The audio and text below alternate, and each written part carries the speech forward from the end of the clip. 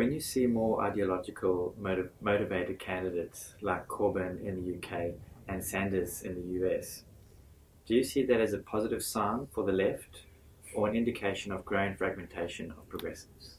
I'm not sure what you mean by ideologically bound, because all the candidates, as far as I can see, are ideologically bound to left, right, centre, etc.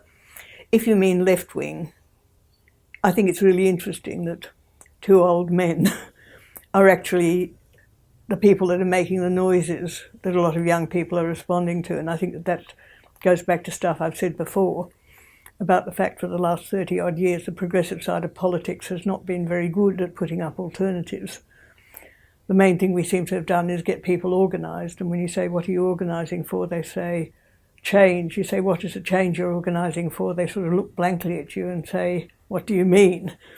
There's a real dearth of ideas, and I think what Sanders and Corbyn are doing is offering ideas, some of them the same sort of ideas I grew up with, and optimism, because what's also missing very much from the political debates at the moment is a sense of optimism which really drove the changes we got in the 60s and 70s of the last century. It was a feeling, despite everything that went on, the Cold War, terrorism, nuclear missiles, everything, that it was possible to create change. I think a lot of young people these days feel they're not sure whether it is possible, so they actually tend to take on smaller issues.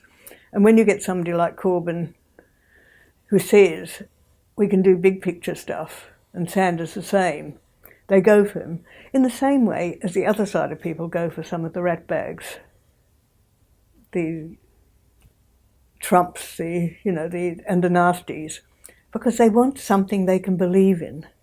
So it's really important that we actually pick up on that, pick up on the need to have something to believe in, and start developing good social policies, good ideas about the societies we want to live in, because that's basically what they're talking about, and create some utopian views. The light on the hill, to go back to the Chifley statement, the idea that we can create change. And to remember that Oscar Wilde said utopia was the next island to the one you just landed on, because what we need is the vision thing, not necessarily a hardline plan of how to get there, but the idea that getting there is possible, so it's worth trying.